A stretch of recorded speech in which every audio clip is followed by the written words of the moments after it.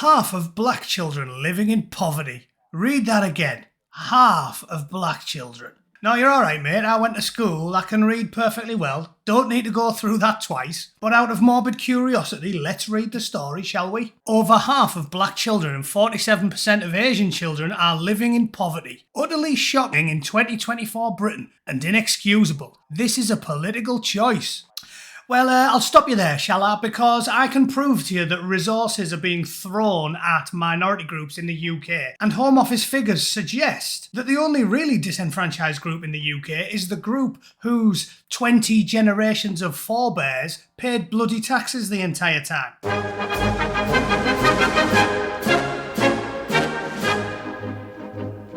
Okay, so obviously I'm disputing the idea that ethnic Britons get any advantages over newcomers. In fact, it's the exact opposite of the truth. We are at, to quote Barack Obama, the back of the queue. As far as I know, I'm from 50 generations of people that hail from the British Isles. And I didn't get a leg up when I was a kid, growing up in Middlesbrough. What do you think they did? Drove me to school in a limo. I got zip. My dad was a welder. My mum kicked the bucket, single parent, in a scruffy town, and I got nowt. No government workers turned up at my doorstep giving me free stuff. What's that? You don't believe me, communists? Well, allow me. Poorer white pupils let down and neglected. Funny that, innit? Weird. Let's see what they're basing that conclusion on, shall we? White working class pupils have been failed. Off. White working class pupils have been failed by decades of neglect in England's education system, a report by MPs says. The Education Select Committee accused the government of a lack of targeted support for disadvantaged white pupils. Targeted support. Do you know what that means? That means the government are going, move it, whitey. There's a couple of Bangladeshi kids who deserve your grandparents' money, thanks very much. It says use of the term white privilege suggesting white pupils are at an advantage is the opposite of the reality for poor white pupils. The government says it's committed to making sure no child is left behind. Have you seen how many of our MPs are pedos? They mean no child's behind gets left. And we all know it to be true. If you wanted to be a firefighter, I've made this point loads of times. Prime job for people like me in a poor northern town who didn't go to university is a firefighter. It's one of the best jobs you can get. You don't need a higher education certificate. It's high status, you're not looked down upon, like if you're a street sweeper or something. You get a cast iron pension, you get plenty of time off. And if you see a fire truck in Middlesbrough, the people riding it looks like the cast of The Fresh Prince of Bel-Air. We all know it. If you want to be a bobby, you've got to be a certain colour. If you want to be a fireman, any of the good jobs for poor people, they go to the privileged class, and it ain't the pasty class. We all know it. Still sceptical?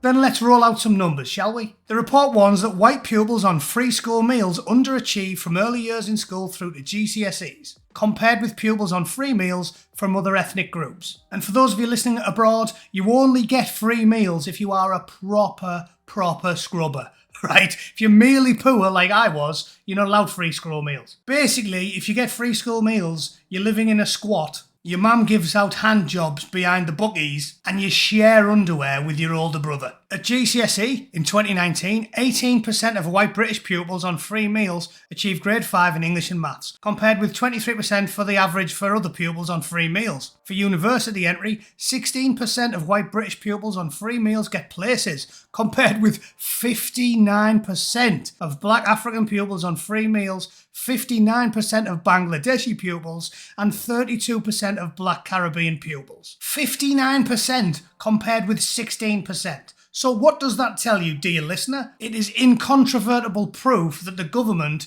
is taking all of your money and your parents' money and your grandparents' money and your great-grandparents' money and basically however many generations you go back if you were unlucky enough to be a pasty blue-eyed love machine like me that was born in the worst town in the north. They're skimming off the top to give it to people who don't look like you. It's a well-known fact and the evidence proves it. The numbers prove it, the statistics prove it, and the government's own words prove it. Among the many social problems, it includes a lack of community assets and social organisations, local services and transport. That is cold hard cash, ladies and gentlemen, cold hard cash from the government. So if you want to go to university and you're poor and from a council estate, you better pray that you're a black man or an Asian, because it ain't going to happen for you if you look like me. Unlucky. So back to the original tweet. Half of black children are living in poverty. Read it again. Inexcusable. Well, you're getting 3 times as much money as people that look like me are getting off the government. I think this is a you problem, mate. I'm from a single parent family, but my dad was a welder, worked hard. He was at work every day, never known him chuck a sickie. What does your dad do?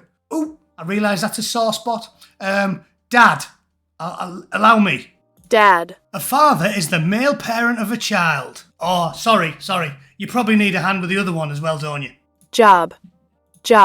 A paid position of regular employment. Yeah, so I'm happy to clear that up for anybody who's watching, who's labouring under the delusion that the government isn't throwing all of our money at the BME community in the UK. If you grew up skint, your dad needed a job. I'm sorry to put it out there, but that's just the way it is. Daddy got the jobby job. The other hilarious thing I will end on is we all know the statistics. The American government has spent tens of millions of dollars on an ad campaign trying to get the sperm donors from one particular community to stick around once they've roasted some bird. Because they don't. They're off on the tours. Not like they've just shagged them, but they've just pulled the TV off the living room wall and are sprinting up the street with it over the shoulder.